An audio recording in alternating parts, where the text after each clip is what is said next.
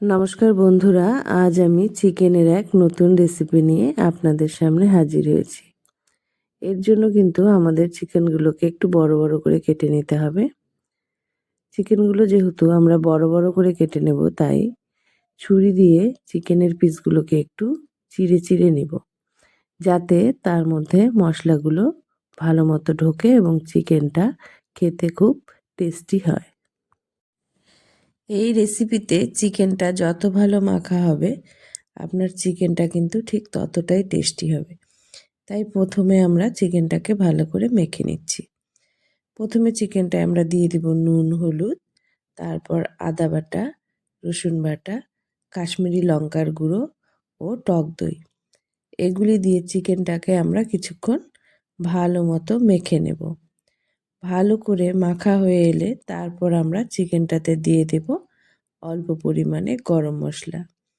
গরম মশলা দেবার পর আবার আমরা চিকেনটাকে ভালো করে মেখে নিয়ে কিছুক্ষণের জন্য চিকেনটাকে রেস্টে রেখে দেব। এদিকে আমরা একে একে চিকেনের মশলাগুলি তৈরি করে ফেলব। এর জন্য প্রথমে কড়াইতে দিয়ে দেব কাজু বাদাম, তার সাথে দেব অল্প পরিমাণে পোস্ত। এগুলিকে শুকনো খোলায় ভালো করে লাল লাল করে ভেজে নিয়ে আমরা এগুলির পেস্ট তৈরি করে নেব। অন্যদিকে কড়াইতে তেল দিয়ে তাতে দিয়ে দেব একে একে এলাচ, দারচিনি, লং দিয়ে তারপর আমরা কুচনো পেঁয়াজগুলো তেলে ছেড়ে দেব।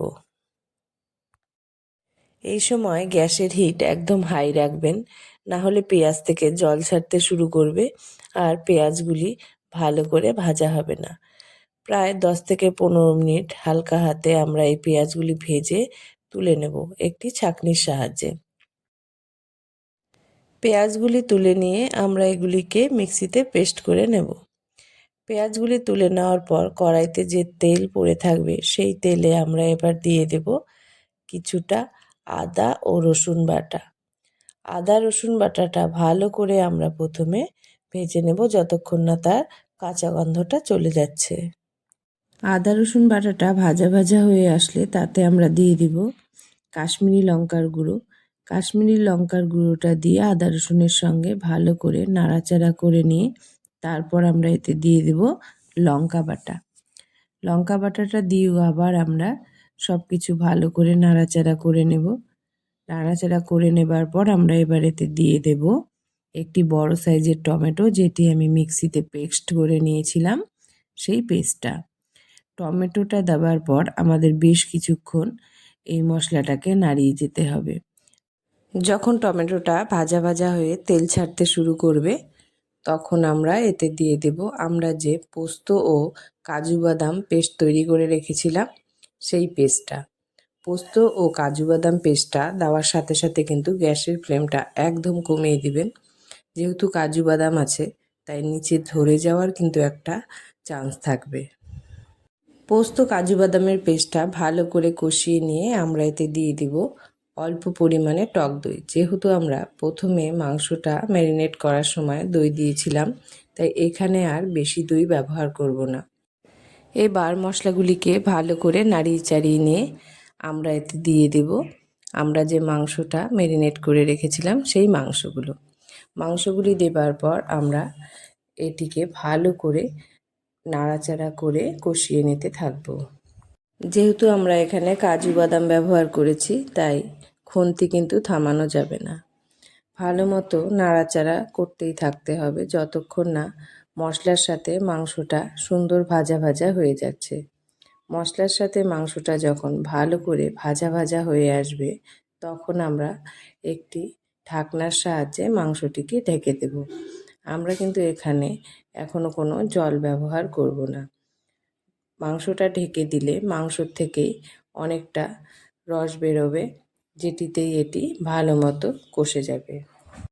ঢাকা দিয়ে 15-20 মিনিটের মতো মিডিয়াম হিটে আমরা রান্না করে নিয়ে তারপর ঢাকনা খুলে এটিকে আবার ভালো করে নেড়েচেড়ে কষিয়ে নেব। বেশ অনেকক্ষণ ধরে নাড়াচাড়া করে কষিয়ে নিয়ে তারপর আমরা এতে দিয়ে দেব আমরা যে প্রথমেই ভাজা পেঁয়াজটা তুলে রেখেছিলাম সেই ভাজা